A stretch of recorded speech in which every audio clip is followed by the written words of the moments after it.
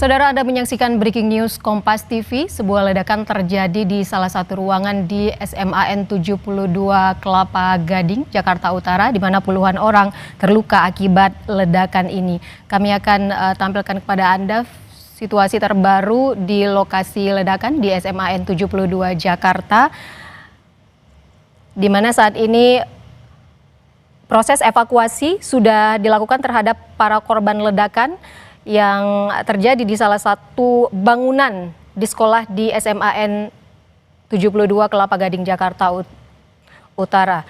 Salah satu saksi yang merupakan guru SMAN 72 Jakarta tadi sempat menyebutkan bahwa ledakan sempat terdengar keras sebanyak 2 kali, namun ada pula yang menyebutkan bahwa ledakan terjadi 3 kali yang menyebabkan siswa sekolah mengalami luka-luka.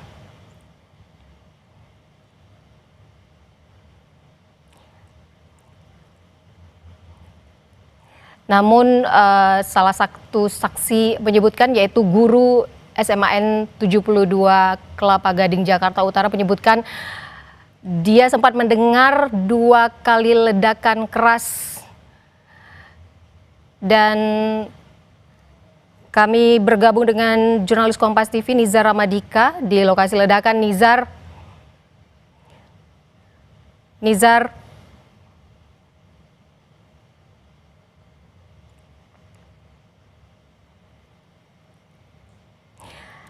Saudara, dari informasi yang kami dapatkan dari tim di lapangan bahwa ada 3 ledakan yang sempat terjadi di salah satu ruangan di SMAN 72 Jakarta ini.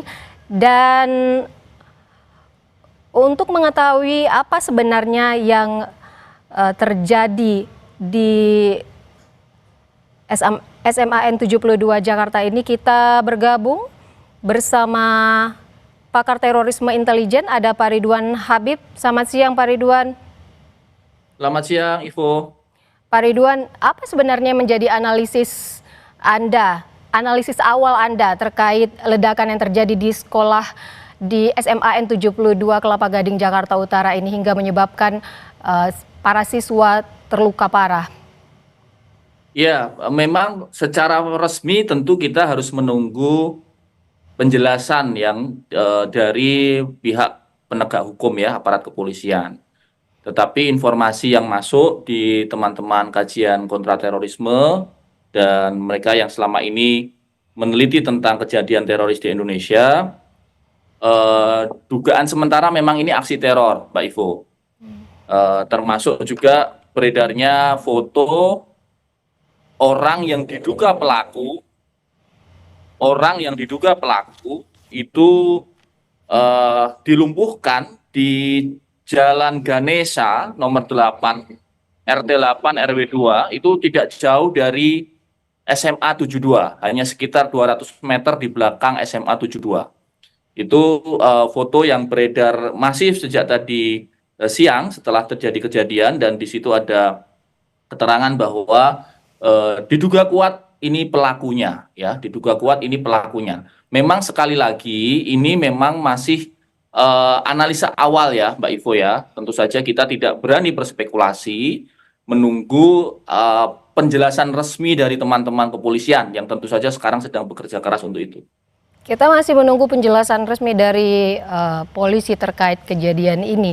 Tapi selain indikasi awal, ada yang menyebutkan bahwa ini mungkin diduga adalah aksi terorisme. Adakah motif lain yang mungkin Anda temukan dari peristiwa ini? Ya, kalau ini benar ya, sekali lagi, kalau ini benar aksi terorisme, saya meyakini target utamanya bukan anak-anak SMA itu. Bukan anak SMA Negeri 72. Jadi kalau memang ini benar aksi teror, maka analisa awalnya adalah pelaku transit di SMA itu. Transit itu bisa saja dia berhenti untuk beribadah atau yang lain. Lalu kemudian terjadilah ledakan yang di luar kontrol dari si pelaku. Ini sekali lagi Mbak Ivo, ini dugaan ya, ini baru dugaan. dan kemungkinan besar memang SMA itu bukan menjadi targetnya utama, bukan menjadi target utama teror. Selama ini dalam analisa kami meneliti kajian kontraterorisme, memang ada beberapa kelompok yang menargetkan masjid, tetapi masjidnya itu berada di komplek kepolisian. Misalnya serangan terhadap polisi di Polres Cirebon beberapa tahun yang lalu. Itu memang mereka memang mentargetkan masjid, di dalam masjid, tetapi polisi yang ditarget yang sedang beribadah di dalam masjid. Akan tetapi ketika ini berada dalam komplek SMA, ini baru pertama kali ada kalau ini SMA. Nah, yang kedua, kita melihat foto yang beredar itu ada satu senjata, kemungkinan itu adalah senjata api yang kita lihat dari gambar tadi. Kalau kita lihat analisanya, kemungkinan ini adalah satu jenis yang disebut dengan AR-15, ya, senjata api AR-15. Kita belum tahu apakah itu airsoft gun atau benar-benar AR-15, tetapi di senjata itu ada beberapa tulisan. Ini saya bacakan ya. Brenton Tarrant. Brenton Tarrant ini adalah pelaku teror di New Zealand, di Selandia Baru.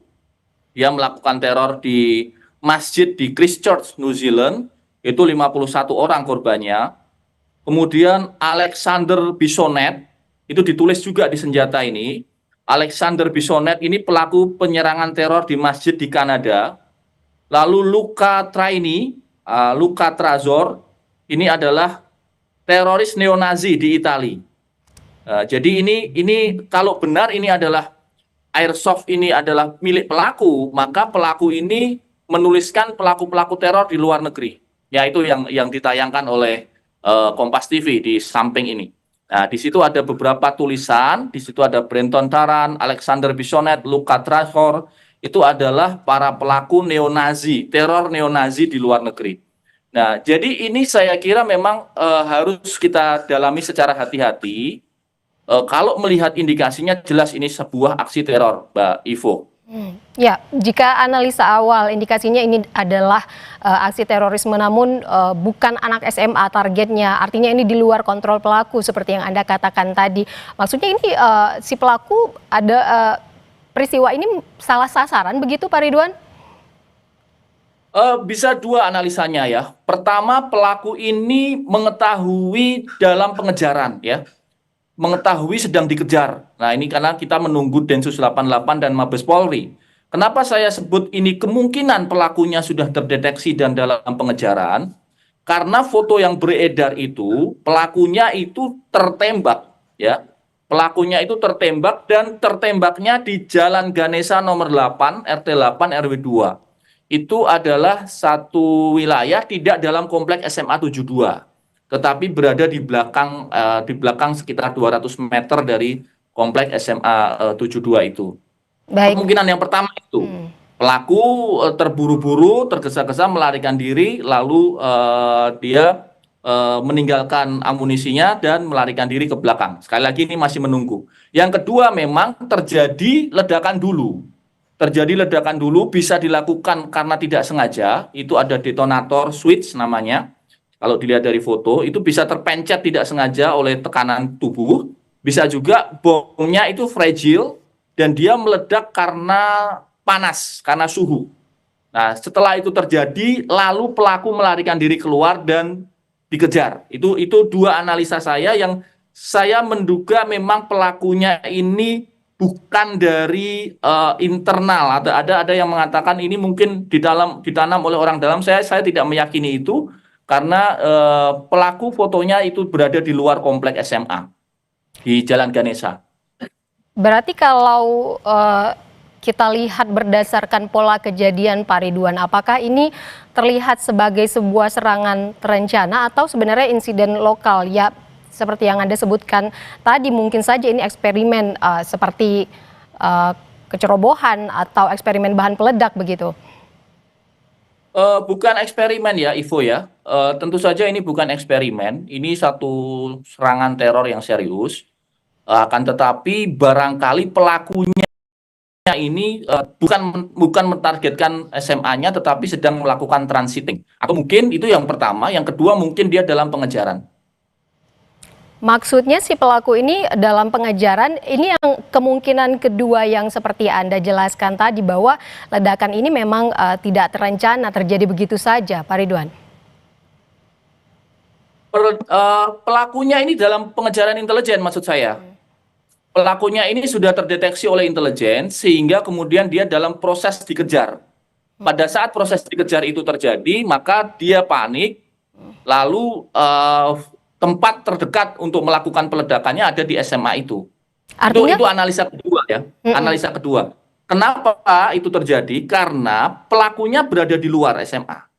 Pelakunya berada di luar SMA dari foto yang beredar yang kita terima dari teman-teman yang ada di lapangan. artinya ada kemungkinan pelaku terburu-buru meledakkan ini karena sudah terdeteksi gerakannya atau aksinya, Pak Ridwan.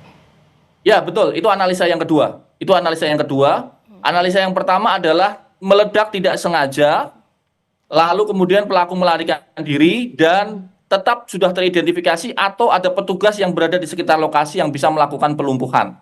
Karena itu berada di dekat dengan komplek TNI Angkatan Laut. Ya, jadi kita berasumsi kemungkinan ada petugas dari mungkin TNI yang bisa saja melihat pelaku dan melakukan pengejaran. Yang harus dikejar oleh teman-teman media dan yang ada di lapangan adalah siapa yang tergeletak di Jalan Ganesha nomor 8 itu dan bagaimana dia bisa tergeletak di situ. Ini foto yang beredar dia pukul 12.21, berarti kemungkinan hanya sekitar 10 menit dari ledakan yang terjadi ya. Estimasinya demikian. Pak Ridwan, kalau Anda melihat peristiwa ini, seberapa serius ancaman yang bisa ditimbulkan dari kasus seperti ini terhadap keamanan publik? Kita lihat hari ini adalah korban adalah siswa sekolah, bukan aparat atau polisi. Ya, ini satu hal yang sungguh mengejutkan ya, Mbak Ivo. Kenapa? Karena hampir selama 3 tahun, sejak 2022, di Indonesia itu relatif tidak ada serangan teror dalam bentuk pengeboman. Ya, ini satu hal yang sangat mengejutkan karena sejak tahun 2022 hingga sekarang akhir 2025 baru kali ini terjadi lagi satu kejadian ledakan yang diduga bom teror. Jadi ini menunjukkan satu kalau saya menyebutnya situasi yang disebut dengan situasi angsa hitam atau black swan. Sesuatu yang tidak terduga, sesuatu yang di luar prediksi intelijen, dan kemudian kita tunggu saja apakah memang ini bagian dari jejaring lama atau ini adalah lone wolf, orang-orang baru yang mereka melakukan serangan tanpa ada koordinasi dengan jaringan yang sudah ada selama ini. Nah, kalau kita berbicara soal jaringan, Pak Ridwan, apakah ada kemiripan pola dengan kasus-kasus teror sebelumnya di Indonesia? Ya, kalau dari sisi bentuk bomnya mirip sekali ya. Teror di Indonesia selama ini selalu menggunakan bom kecil, bom rakitan yang di-pack dalam bentuk yang kompak, bom ransel, bom tas jinjing, bom termos begitu ya. Tapi dari sisi target, ini satu-satunya yang berubah ya. Baru pertama kali ini terjadi kejadian di sebuah SMA. Jadi kalau dari sisi bentuk atau bom signature-nya, ini memang mirip dengan kejadian-kejadian bom di Indonesia sebelumnya. Tetapi kalau dari sisi target ini baru pertama kali terjadi di dalam komplek SMA. Baik, Pak Ridwan, artinya kalau melihat peristiwa yang hari ini, artinya kelompok teror ini memilih target yang berbeda jika ini bukan indikasi awal seperti yang salah target tadi, siswa sekolah begitu. Apakah memang sekolah memang termasuk yang mungkin disasar? Saya masih meyakini bahwa ini tidak sasaran utama, Ivo. Saya ya, dan tentu saja kita harus menunggu penyidik dari Densus 88 dan Polri. Tetapi saya sungguh berharap bukan, karena kalau iya berarti ada satu perubahan pola yang sangat mengkhawatirkan ketika sekolah menjadi bagian dari target teror. Kalau ternyata pelakunya ini memang masih muda, Pak Ridwan, apakah ini sebenarnya bisa dikaitkan dengan proses radikalisasi di kalangan pelajar, Pak Ridwan? Maksud Anda pelakunya pelajar? Bukan, jika memang pelakunya ini adalah masih muda begitu. Oh ya, ya, memang, nah ini memang problem kita ya, Ivo ya.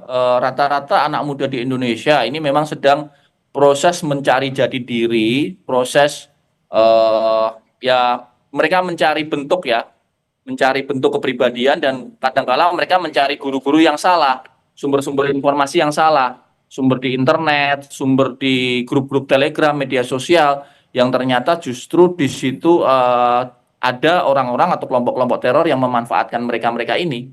Jadi ini memang warning juga buat kita bersama, terutama Kementerian Pendidikan, Kementerian Agama, dan juga Kementerian Pendudukan, Keluarga, BKKBN ya, saya kira juga terlibat di sini. Ya, ini lokasi ledakan kan sudah dalam proses pengamanan, sudah digaris polisi. Korban juga sudah dibawa ke RSI Cempaka Putih. Pak Ridwan, kalau kita melihat soal penanganan, apa sebenarnya yang harus langkah yang harus dilakukan oleh aparat dan pihak sekolah pasca ledakan ini? Yang pertama tentu saja harus segera disampaikan kepada masyarakat, sebenarnya ini terorisme atau bukan. Ini penting sekali ya, pertama Ivo. Kalau kemudian ini disimpulkan adalah tindakan teror, maka berikutnya adalah kelompok atau pelakunya dari mana, jejaring apa. Dari situ kita bisa memprediksi apakah ini akan berlanjut, artinya akan ada teror-teror lanjutan, ataukah ini satu kejadian yang terpisah, misalnya pelakunya lone wolf. Kalau lone wolf biasanya satu kali kejadian sudah. Tetapi kalau ini jejaring, biasanya mereka punya target-target berikutnya. Apalagi ini di bulan November, di bulan Desember, mendekati tahun baru, itu dalam tanda petik semacam bulan-bulan khas dari kelompok teror untuk melakukan aksi-aksinya. Kita tahu dulu waktu peledakan 2016 di Sarinah Tamrin itu terjadi 2016 ya, di bulan Februari. Jadi ini mirip-mirip, ini waktu-waktunya mendekati pergantian tahun, mendekati akhir tahun, dan ini saya kira Polri juga harus segera mengumumkan ke masyarakat sebenarnya kejadiannya seperti apa supaya tidak menimbulkan keresahan, Ivo. Apakah menurut Anda, Pak Ridwan, kejadian hari ini, ledakan di sekolah ini menunjukkan ini semacam tren baru ancaman teror di Indonesia, begitu? Kalau dari bentuknya sih tidak baru ya, tidak baru. Tetapi yang kita sesalkan adalah karakteristik sasarannya. Kalau sasarannya ini benar-benar baru, karena ini kalau betul ini memang jadi sasaran, bukan meledak tidak sengaja, maka SMA itu satu hal yang sangat baru dalam konteks terorisme di Indonesia. Ya, berarti harusnya kan selain dari pihak sekolah, dari lingkungan rumah juga atau orang tua, ini kan kita lihat hari ini korbannya adalah pelajar, siswa laki-laki begitu. Bagaimana harusnya sekolah atau juga peran dari orang tua dan sekolah ini dalam mendeteksi dini adanya potensi radikalisme di lingkungan siswa atau di lingkungan pelajar? Ya, ini tentu saja harus bersama-sama ya, melalui media sosial, dinamika media sosial yang ada, itu harus dipantau, terutama juga dari pihak keluarga ya, Mbak Ivo ya. Kita harus mengawasi adik-adik kita, anak-anak kita, karena memang narasi-narasi kebencian, narasi-narasi terorisme itu menyebar terutama menggunakan media sosial, melalui Telegram channel, melalui akun-akun anonim. Ini yang saya kira juga harus jadi perhatian bersama. Kalau Anda sendiri, Pak Ridwan, bagaimana Anda melihat atau menilai kesiapsiagaan aparat dalam mengantisipasi insiden semacam ini? Kalau dari kesiapsiagaan ya, sebenarnya selama ini kelompok teror di Indonesia sudah sangat-sangat kecil ya. Jarak lokasi operasi mereka itu sudah sangat-sangat sempit, bahkan kalau bisa disebut hampir tidak ada. Mereka hanya beroperasi di media sosial. Karena operasi dari Densus 88, BNPT, BIN itu sangat masif.